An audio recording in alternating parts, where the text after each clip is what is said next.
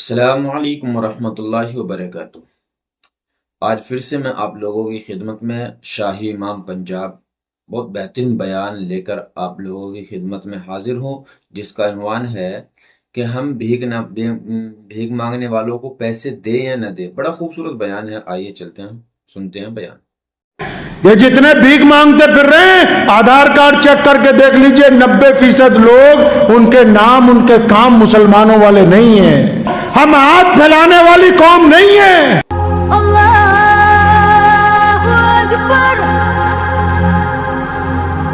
مانگنے والا آ جائے، کوئی اپنی ضرورت لے کے تم تک آ جائے، کوئی اپنی پریشانی لے کے تمہارے تک آئے، کوئی اپنا دکھ لے کے تم تک پہنچے، تو بڑی عزت کے ساتھ فرمایا دائیں ہاتھ سے صدقہ دو تو بائیں کو پتہ نہ لگے۔ عزت کی بات کی محمد رسول اللہ نے۔ یہ جو میں نقطہ آپ کو سمجھانے جا رہا ہوں، یہ زندگی کا راز ہے، اس کو اپنے دل کی تختی پر لکھ کے لے جائیے۔ بعض لوگ پریشانی میں گھبرا جاتے ہیں اور بڑے بڑے سرمایہ داروں کے آگے گڑ گڑاتے پھرتے ہیں، ہاتھ پھیراتے ہیں۔ ہمارے نبی علیہ الصلوۃ والسلام نے کیا کیا؟ بات کے دو پہلو ہوتے ہیں، میں دونوں آپ کے سامنے رکھ رہا ہوں۔ مسلمانوں کو بار بار کہا کہ اگر کوئی مانگنے والا آ جائے، خالی واپس نہیں بھیجنا۔ رسول اللہ صلی اللہ علیہ وسلم کی مسجد میں بار بار لوگ آتے ہیں جو سوال کرنے کے لیے، ان کو کپڑے، ان کو کھانا، ان کو سواریاں دی جاتی ہیں۔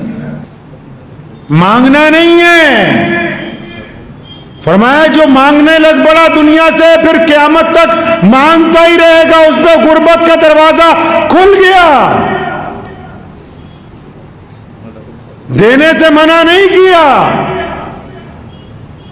لیکن جو مانگنے آیا اس کو کہا کہ اگر کوئی مانگنے لگ پڑا، صحیح بخاری میں حدیث ہے، تو پھر وہ اس کی حاجت کبھی پوری نہیں ہو سکتی۔ کلہاڑی خرید کے دے دی، فرمایا جاؤ جنگل سے لکڑیاں کاٹ کے لاؤ، بیچو، خود بھی کھاؤ، گھر والوں کو بھی کھلاؤ، خود بھی رزق حاصل کرو، دوسروں کو بھی دو۔ مسلمانوں کو قیامت تک کے لیے یہ سبق محمد رسول اللہ نے یہ پڑھایا کہ ہم پوری دنیا کو دولت بانٹنے کے لیے تیار ہیں، لیکن جب ہماری ذات کا معاملہ آئے گا، ہم اپنے قوت بازو کے ساتھ خود بھی دولت کمائیں گے، دوسروں کو بھی اس میں سے کھلائیں گے انشاءاللہ تعالی۔ یہ ہمارے نبی علیہ الصلوۃ والسلام نے فارمولہ دیا۔ اللہ نے کہا نا قرآن میں ان مع العسر یسرا،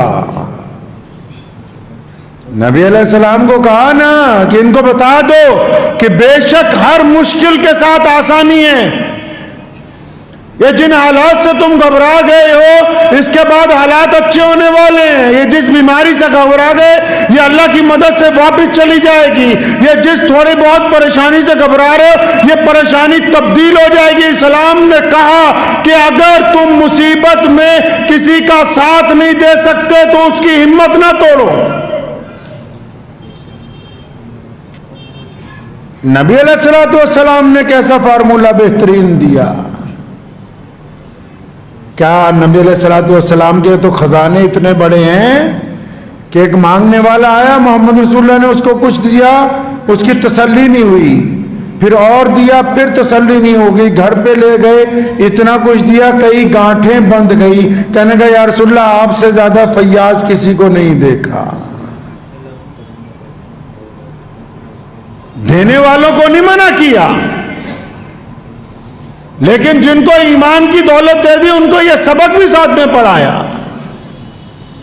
کہ اللہ تبارک و تعالیٰ نے ہمیں ایمان کی دولت دی ہے، ہم مسلمان ہیں، ہمارے پاس زکوٰۃ کا نظام ہے، ہمارے پاس خود قوت بازو ہے، اس لیے تبھی تو پوری دنیا میں مسلمان کسی سے ریزرویشن نہیں مانگتے، کسی کے پاس کاروبار کی بھیک نہیں مانگتے، اپنے قوت بازو کے ساتھ رزق حلال کو حاصل کرتے ہیں، خود بھی کھاتے ہیں اور دوسروں کو بھی کھلاتے ہیں۔ یہی تو وہ فارمولہ ہے کہ کائنات میں لوگ اگر کسی کو ایک کمبل دے دیں تو اس کی فوٹو کھینچتے ہیں، مسلمان سب سے زیادہ چیریٹی کرنے کے باوجود خاموشی کے ساتھ ضرورت مندوں کی مدد کرتا ہے۔ علی رضی اللہ تعالیٰ عنہ کے متعلق ایک جگہ لکھا ہے کہ ایک دن گزرے جا رہے تھے، قصائی نے کہا جو حضور کچھ گوشت بھیجوں، فرمایا نہیں آج رقم نہیں ہے، وہاں ادھار نہ دے دوں آپ کو، فرمایا کیوں، ہم اپنے پیٹ کے ساتھ ادھار نہ کر لیں، ہم اپنی ذات کے ساتھ ادھار نہ کر لیں۔ آج کی دنیا بے وجہ کی خواہشوں کے لیے ہزاروں چیزیں قسطوں کے اوپر خرید رہی ہے اور پھنسے ہوئے رو رہے ہیں سودی نظام کے اندر پھنس کے، اور کئیوں نے بڑے بڑے لوگوں سے امیدیں لگا رکھی کہ شاید یہ کچھ کر دیں گے، کرنے والی ذات تو اللہ کی ہے۔ جب اللہ کی طرف بندہ متوجہ ہوگا تو پھر اس کا کام بن جائے گا۔ ایک مشہور حکایت ہے، ایک جنگل میں ایک صاحب گئے تو شیر کی دہاڑ سن کے ایک درخت پہ چڑھ گئے،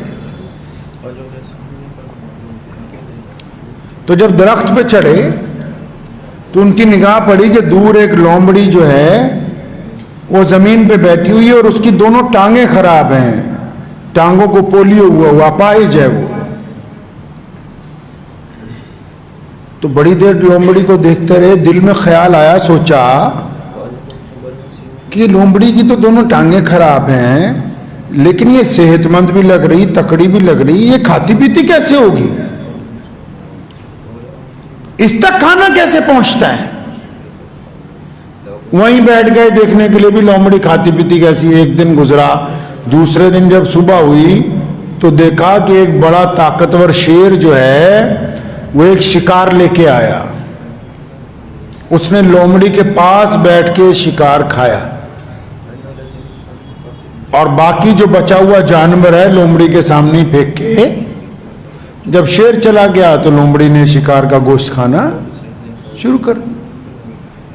تو دل میں یہ بات طے ہو گئی، سمجھ آ گئی کہ اللہ نے رزق کا وعدہ کیا ہے، اللہ نے رزق کا وعدہ کیا ہے۔ تو فوراً جب واپس شہر آئے، دو چیزیں ہوتی ہیں، آپ کو یہ بھی آج سمجھاتا چلوں، فتویٰ اور چیز ہوتی ہے، دین کی سمجھ اور چیز ہوتی ہے۔ فتوے والے بندے کو کسی کام سے روک سکتے ہیں، سمجھا نہیں سکتے۔ مولانا اشرف علی تھانوی رحمۃ اللہ علیہ کے دور میں جب بہت سارے لوگوں نے ارتداد کی تحریک چلانی شروع کی اس ملک میں، انگریز کے اشارے پہ مسلمانوں کا ایمان کھونے کی کوشش کی، تو ایک گاؤں میں گئے، وہاں پتہ لگا کچھ لوگ ایمان سے پھر رہے ہیں، تو جو ملے انہوں نے کہا جی حضرت تم ہم تو پکے مسلمان ہیں، ہم تو تعزیہ اٹھائیں۔ اب ان کے مسلک کے مطابق تو تعزیہ اٹھانا نہیں چاہیے۔ تو حضرت بڑے خوش ہوئے، فرمایا اچھا تعزیہ اٹھاتے ہو؟ تو فرمایا ٹھیک ہے پھر اٹھاتے رہو، کیونکہ وہاں تعزیہ اٹھانا اسلام کی، ایمان کے بچانے کی دلیل بن گئی۔ فتویٰ تو کہتا ہے کہ نہ اٹھاؤ۔ سمجھ ہونا اور بات ہے، فتویٰ ہونا اور بات ہے۔ اب اس نے جب دیکھا کہ لومڑی کو رزق مل رہا ہے، فوراً گھر آ کے اعلان کر دیا کہ آج سے میاں صاحب کوئی کام نہیں کریں گے، گھر پہ ہی رہیں گے۔ اللہ کا وعدہ ہے رزق ملنا ہے، اللہ تعالیٰ نے رزق دینا ہے ہمیں، بات بھی بالکل ٹھیک ہے۔ تو تائیں کہتے بھی جیڑا بھی بندہ مسئلہ دسے پورا دسیا کرے. ایک مولانا صاحب تقریر کر رہے تھے, انہوں نے بھی ایسے کہا بھی اللہ کا وعدہ رزق ملے گا, کوئی بندہ کچھ کرے نہ کرے. تو گھر گیا, لڑکا نوجوان تھا, جا کے اپنی ماں کو کہتا آج سے میں نے کچھ کھانا پینا نہیں ہے, اللہ ہی مجھے کھلائیں گے تو کھاؤں گا پیوں گا. ماں نے بڑی منت کی بھی کھا لے, کہتا کچھ نہیں کھانا. ایک رات گزری, صبح کو پھر ماں نے منت کی تو مانا نہیں, جنگل چلا گیا کھیت میں. تو مائیں جو ہوتی ہیں ان کا دل نرم ہوتا ہے. ماں نے 10-15 پراٹھے بنائے, گوشت بنایا, تو گٹھری بنا کے وہ بھی پیچھے چلی گئی ماں کھیت پہ. بڑی منت کی بھی کھا لے, کہتا نہیں, جمعے میں گیا تھا, مولانا صاحب کہہ رہے تھے بھی اللہ تعالیٰ کھلائے گا, تو میں تو نہیں کھاتا, بس اللہ کھلائے گا جب تب کھاؤں گا. اب ماں نے بڑی منت کی, نہیں مانا تو گٹھری وہیں رکھ کے آ گئی واپس کہ جب بھوک لگے گی کھا لے گا. اتنی دیر میں وہاں 5-7 ڈاکو آ گئے. اب ان ڈاکوؤں نے دیکھا کہ بندہ بھی سو رہا ہے, کھانے کی خوشبو بھی آ رہی ہے. کھانا کھولا, دیکھا بہترین کھانا ہے, اس کو اٹھایا. تو ڈاکوؤں کا سردار کہنے لگا ہو سکتا ہے کوتوال نے کوئی سازش نہ بنائی ہو, اس میں زہر ملایا ہو اور یہ بندہ بھی سو رہا ہے. اب وہ اسے کہہ رہے کھا, کہتے میں نہیں کھاتا. اب اس کو بڑا شک پختہ ہو گیا. اب ان ڈاکوؤں نے اس کی پٹائی کی, مار مار کے ایک پراٹھا کھلا دیا. اب باقی انہوں نے کھایا, وہ چلے گئے. تو یہ دوسرے دن جمعے کو پہلے ہی آ گیا سامنے. اب جب مولانا نے کہا کہ پچھلے جمعے جو آپ کو بتایا تھا کہ اللہ تعالیٰ نے رزق کا وعدہ کیا ہے, بیچ میں اٹھ کے کھڑا ہو گیا, کہنا مولوی صاحب مسئلہ پورا دسیا کرو, یہ بھی دسو جب بندہ نہیں کھاؤ گا تو اللہ تعالیٰ کٹ کٹ کے کھواؤ گا. کہنا پورا دسیا کرو مسئلہ. اب وہ جو جس نے لومڑی کو دیکھی تھی گھر جاتے کہتا نہیں کچھ نہیں کرنا. تو وہاں سے ایک حضرت گزرے, مولانا صاحب بڑے, لوگوں نے بتایا کہ یہ اس کام میں لگ گیا, کہتا جی اللہ رزق دیں گے. فوراً اس کے پاس گئے, قصہ سنا اور فرمایا تیرے بات پلے پڑی نہیں. جنگل میں جا کے تم نے جو لومڑی کو کھاتے ہوئے دیکھا, تمہارے بات نہیں پلے پڑی. اللہ تعالیٰ تجھے دکھا رہے ہیں شیر بنو, خود بھی کھاؤ دوسروں کو بھی کھلاؤ. تو لومڑی بننے کے چکر میں لگ گیا. شیر کے عمل کو دیکھو, خود بھی کھا رہا ہے, اس اپاہج لومڑی کو بھی کھلا رہا ہے. میں نے اپنے والد صاحب شیر اسلام مولانا حبیب الرحمان ثانی لدھیانوی رحمۃ اللہ علیہ, پچھلے سال آج کے دن ہی ان کا انتقال ہو گیا تھا. بچپن سے میں نے اپنے ابا کو قریب سے دیکھا, اپنے دادا کو بھی دیکھا. جب یہاں کوئی مسلمان نہیں تھے تو 2-4 باہر آتے تھے, کوئی مانگنے والا آ جاتا تھا. آخری عمر تک ان کا ایک طریقہ رہا کہ اگر کوئی آ گیا کہ جی میری مدد کر دیں, پوچھو تجھے کوئی کام آتا ہے, تو کئیوں نے کہنا کچھ نہیں آتا. تو ریتی دھونے کا جو اوزار ہیں وہ سستے مل جاتے ہیں, جو لوگ ریتی دھوتے ہیں ان کو پتا ہوگا. تو دادا مرحوم رحمت اللہ علیہ نے وہ منگوا لیے. جو کوئی آتا تھا شروع میں, یہ میں سن 1956 کی بات آپ کو بتا رہا ہوں, کیونکہ یہ اسلام کا حصہ ہے. صرف فتوے دے دینے سے دین قائم نہیں ہو سکتا. محمد الرسول اللہ کی ایک ایک ادا کو اپنی زندگی کے سامنے رکھنا ہوگا, ایک ایک ادا کو رسول اللہ صلی اللہ علیہ وسلم کی. جنگ خندق میں جب پتھر توڑے جا رہے تھے, صحابہ اس پتھر کو توڑتے نہیں ٹوٹتا. محمد رسول اللہ نے فرمایا ہتھوڑا میرے ہاتھ میں دو, اور مالک کائنات نے حضرت محمد رسول اللہ نے اپنے ہاتھ سے 3 ضربے ماری اور اس پتھر کے ٹکڑے ٹکڑے کر دیے. یہ سمجھایا امت کو کہ اپنی قوت عمل کے ساتھ ہم تقدیر کو تبدیل کر سکتے ہیں. تو دادا مرحوم رحمت اللہ علیہ جب 1-2 مسلمان آتے تھے جس کو کام نہیں آتا تھا تو ان کو ریتی دھونے کا کام سکھا کے کام پہ لگاتے تھے. کسی کو پوچھنا مشین باندھنی آتی ہے, 2 پیچکس پلاس خرید کے دینا, 2 دن سکھانا کہ چلو. کیوں؟ کیونکہ ہم مانگنے والوں میں شامل نہیں ہونا چاہتے. والد صاحب رحمت اللہ علیہ کو میں نے ساری زندگی میں دیکھا, جس سے پوچھا کیا کر سکتے ہو, چھوٹا کوئی کاروبار کر سکتے ہو, کوئی کام کر سکتے ہو, نوکری کر سکتے ہو, سب کو یہی مشورہ. اور پھر اس مشورے کو صرف مشورہ ہی نہیں, پوری طاقت لگانی, اپنے دوستوں کو جاننے والوں کو متوجہ کرنا کہ اس آدمی کو کام کروانا ہے تاکہ یہ مانگنے والوں کی صف میں کھڑا نہ ہو. اور جب کوئی مصیبت آ جاتی تھی تو بڑے بڑے چودھریوں سے پہلے یہاں مسجد میں 2 رکعت نفل پڑھ کے بار بار اللہ سے مدد مانگنی، کیونکہ مدد دینے والی ذات اللہ کی ہے۔ 50 سال سے لمبا عرصہ سے مدرسہ چلایا، اگر کبھی سامان بھی ختم ہو گیا تو کہیں فون کرنے سے پہلے اپنے رب کے حضور سجدہ کیا کہ فلاں چیز کی ضرورت ہے، تو اللہ تعالیٰ اس کا انتظام کرنے والے ہیں۔ زندگی کے فلسفے کو سمجھیے۔ محمد رسول اللہ صلی اللہ علیہ وسلم نے بارہ کا صبر اور نماز سے اللہ کی مدد حاصل کرو، اللہ کی مدد لو اور دوسروں کی مدد کرنے والے بنو۔ ہم ہاتھ پھیلانے والی قوم نہیں ہیں۔ یہ جتنے بھیک مانگتے پھر رہے ہیں، آدھار کارڈ چیک کر کے دیکھ لیجئے 90% لوگ، ان کے نام ان کے کام مسلمانوں والے نہیں ہیں۔ اسلام نے اپنے ماننے والوں کو بڑی جرت مندانہ، بڑی عزت دارانہ، بڑی اخلاقانہ زندگی گزارنے کا درس دیا ہے۔ اس لیے ہمیشہ یہ بات یاد رکھیں۔ میں نے گزشتہ جمعے بھی ایک جملہ آپ کو کہا تھا، کسی کو ایک دفعہ مدد کے لیے کہنا جائز، دوسری دفعہ یاد دلانا، تیسری دفعہ حرام ہے۔ کرنے والی ذات کس کی ہے جی؟ اللہ تبارک و تعالیٰ کی ہے۔ اور لوکاں دے دروازے تے تکے کھائی جانے، اللہ تعالیٰ کو منگن لی تیار نہیں۔ اتنی منت تو بندہ اللہ کی کر لے، اللہ تبارک و تعالیٰ اپنے بندے کی مدد کے لیے 2000 وسائل پیدا کرتے ہیں۔ اس لیے ہمیشہ یہ یاد رکھیں، اور اس بات کو تو لکھ لیجئے۔ کئی لوگوں کو عادت ہے دوسروں کا حوصلہ توڑنے کی۔ اسلام نے کہا، رسول اللہ نے کہا، قرآن نے کہا، جو مرضی کتاب اٹھا کے دیکھ لیں، لکھا ہے کہ اگر آپ کسی کی تعریف نہیں کر سکتے تو اس کی برائی مت کیجیے۔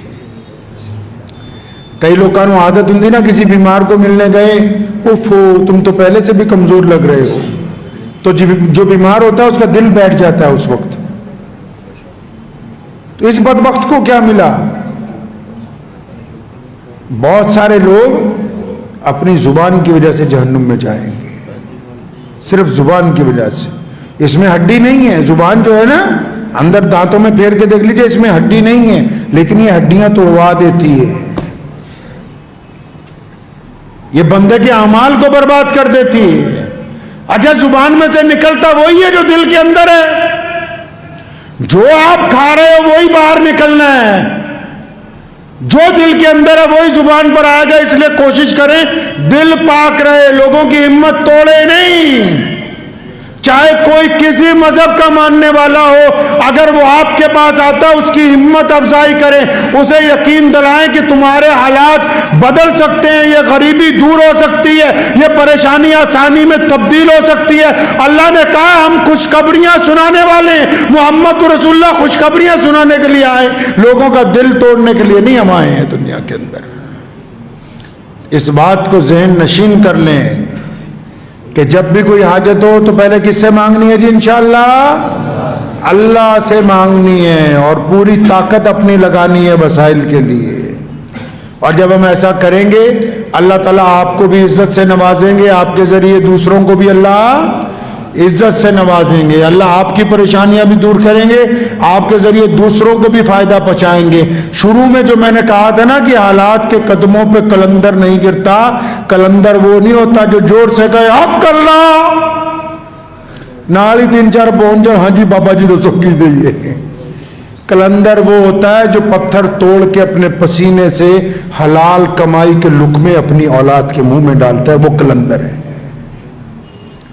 قلندر اس کو کہتے ہیں جو پریشانی کے ماحول میں، مشکل کے وقت میں اپنے خدا کی مقررہ وقت پر نماز کو قضا نہیں ہونے دیتا۔ قلندر وہ ہوتا ہے جو چھوٹی سی رشوت کے بدلے اپنے دوستوں کے راز فاش نہیں کرتا۔ قلندر اس کو کہتے ہیں جس کی زندگی جیسے سامنے ہو ویسی اندر سے ہو۔ قلندر کی صفتیں جو ہوتی ہیں وہ اللہ اور اس کے رسول کے حکم کے مطابق ہوتی ہیں۔ ننگوں کو قلندر نہ سمجھا کریں، جو محمد رسول اللہ کی اتباع کرتے ہیں وہی قلندر ہوا کرتے ہیں۔ تو میرے پیارے بھائیو، آپ نے بیان سنا اور یہ بیان آپ کو کیسا لگا، اور یہ بیان آپ کو پسند آیا، اچھا آیا تو اپنے دوستوں کے ساتھ اس بیان کو ضرور شیئر کریے۔